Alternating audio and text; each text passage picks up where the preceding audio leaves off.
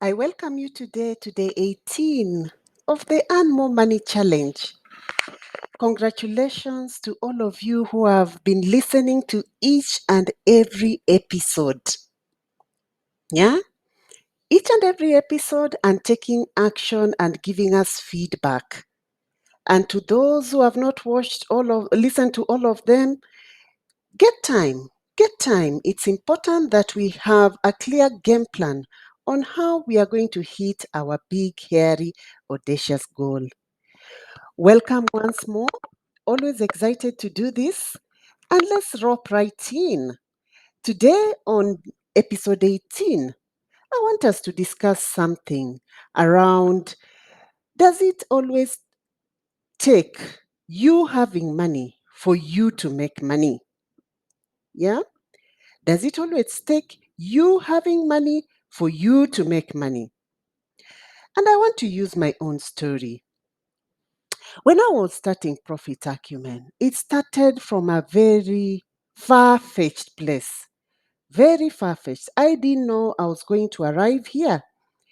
And I was searching. I was searching for my purpose. And at the time, our we were going through a very difficult financial season where our money was tied in assets that we could not liquidate. Yet, we needed cash to run our day to day expenses. And that carried on for quite a long time.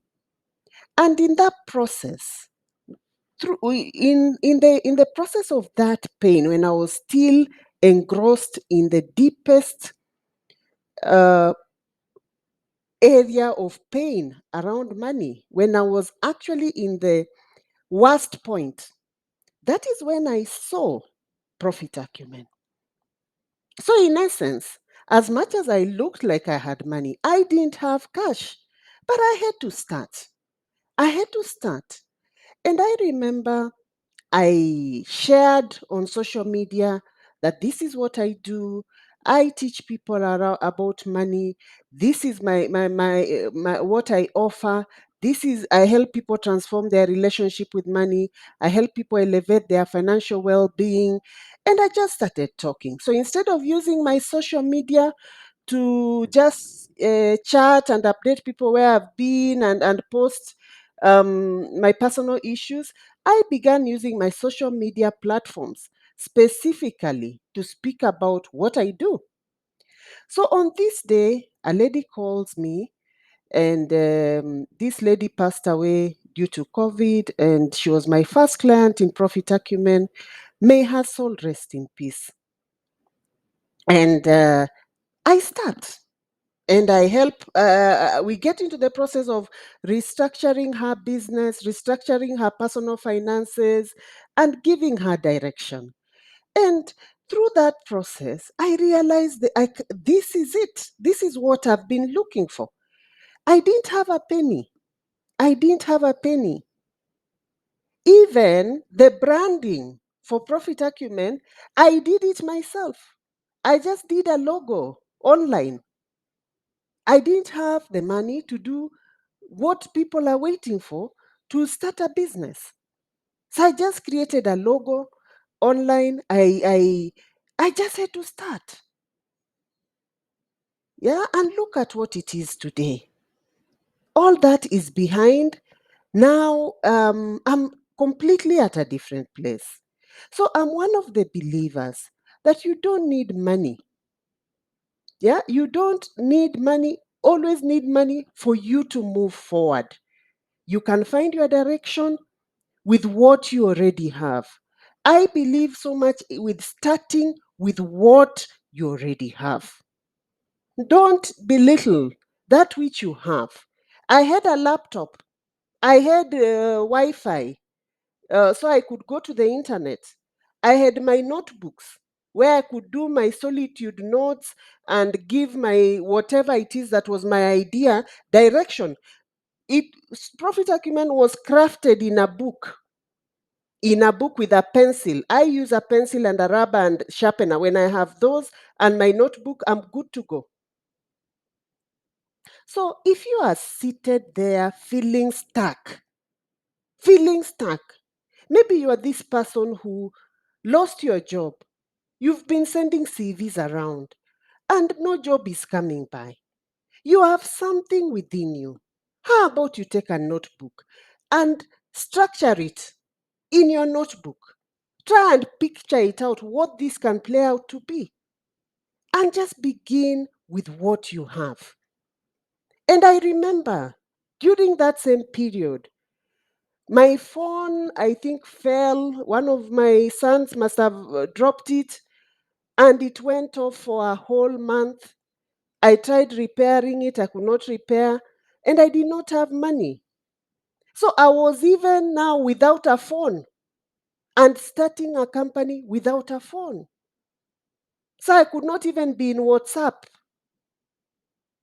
But that didn't stop me. I just used to use my SIM card, place it on my husband's phone, come back, send the messages I want, remove it. The next day again, we had kind of an arrangement, and that just worked.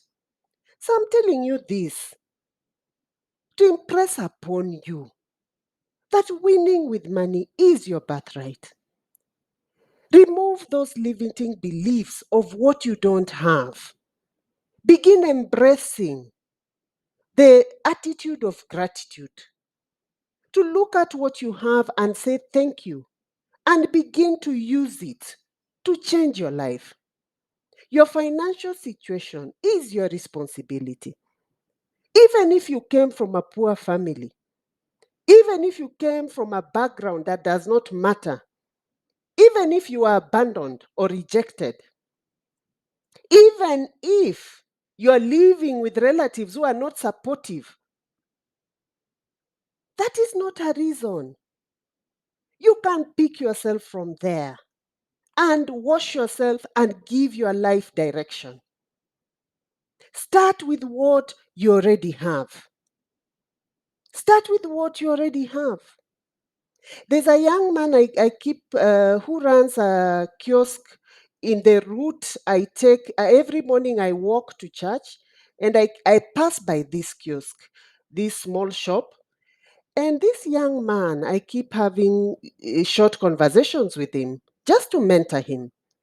And I've watched this young man expand from few items in his shop.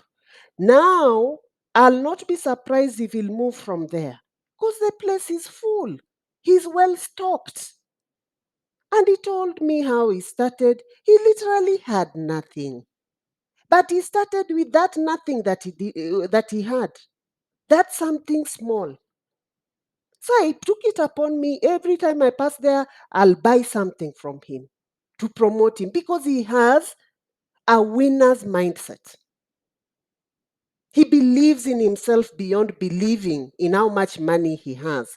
And I can tell you that is someone who is going very far.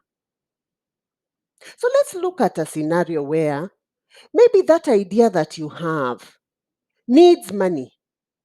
It needs money, it needs to be financed. Even for you to get that money, there's a job for you to do. You need to put together that idea in a structure, give it a system and a strategy that an independent person can be able to appreciate, to convince them to remove their money, to put it in your idea. Many people knock the doors of the banks, the doors of the investors, with very things that they can't even explain, something that you don't even own in your heart, something that if roles are reversed, you yourself cannot buy from yourself. Yet you want someone else to put their hard-earned money in your idea. So in order to attract other people's money and to minimize the cost of using other people's money, you typically need to be able to demonstrate that your business, your idea is likely to succeed. Success means different things to different sources of other people's money. So if we look at some of the sources of other people's money, maybe it's friends and family. They may invest in your idea simply on the basis of their relationship with you, without any particular expectation. And many parents have done this for their children, where your child comes with an idea, you fund the idea. What you don't look at is this thing, what are the indicators to show me that this thing is likely to succeed? And many people have lost money in the name of funding their friends and family on things that are not clear to even the owner, the person who is driving the idea. So you need to put together a structure, a system, a strategy with timelines on how you're going to transmute this idea into its monetary equivalent so that you give back your family and friends the money that they used to fund you. Another way you can use other people's money is investors. We have venture capitalists, private equity firms. They are looking for certain minimum returns in their investments, but they will not invest in your business unless you can demonstrate that it will be successful enough to provide at least the hurdle rate of return. Yes, you need to demonstrate the likelihood of success, but you need to play big enough to generate that threshold return for the investor and for yourself. You need to also pay yourself as much as you've been funded. So it means you need to play big. You need to expand that vision and expand that idea day in, day out for it to make business sense. You know, many businesses are just oscillating in the same spot, round and round, doing the same thing, the same cash flows, borrowing back and forth, always just navigating in the same spot. Yeah? So there is no expansion plan. They don't want to to look at how can I be outside of where I started from. So the same ideas that you are selling 10 years ago is what you are running with today. No change, no improvement, nothing. So we need to think outside the box and see how can I expand my idea? And that is how you win the trust of investors. So how do you demonstrate a likelihood of success to your potential investors? One, you need to have your elevator speech. You need to have what we call your pitch statement. This is an effective 3-minute pitch giving the essence of the opportunity and why it will be successful. There are people when you ask them, "Oh, good to meet you. So what do you do?" They fumble around.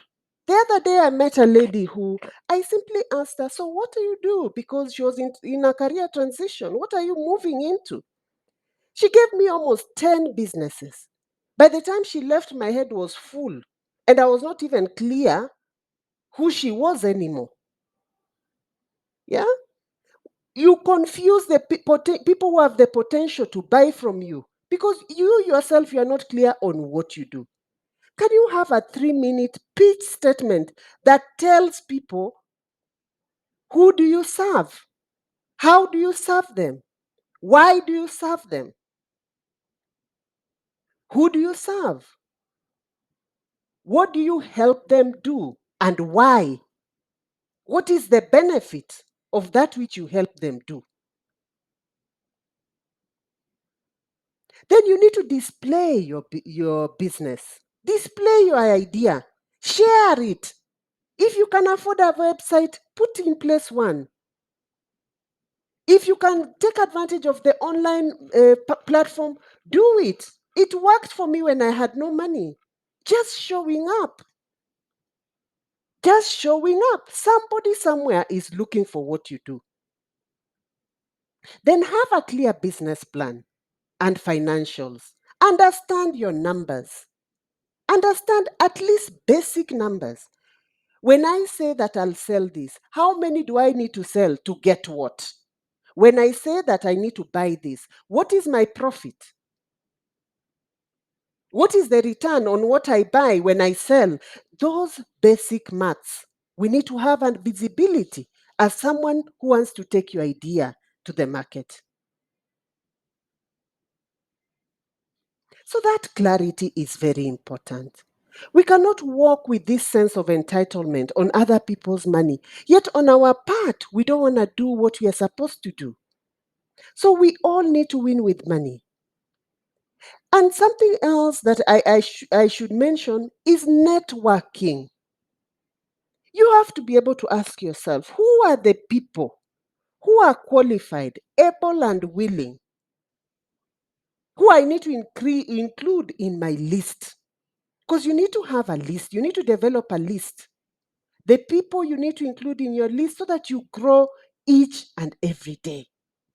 Networking, building authentic relationships, and being good to people. You can't just expect things from people and you yourself, you're not equally giving back. Refer your friends. Pay attention on what your friends are doing and refer them. It always pays back. The law of attraction, you'll attract the same energy that you give out. If your energy is that of concern, of gratitude, of loving other people, of showing concern on what they do, of building them, you will attract that on your side. I'm grateful and glad we've had this.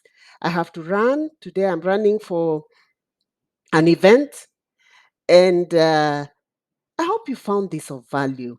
Remember to download your self evaluation workbook. Evaluate yourself on where you are at on your big, hairy, audacious goal. It's important that you earn more so that you're not that panicking mother, father, panicking relative, friend who is always speaking about there's no money, there's no money. We need to change that. Money is here for all of us and it's here in abundance. Enough, more than enough for all of us. You need to get your share. It's a wrap with me, with Edith Sidondo, your money coach.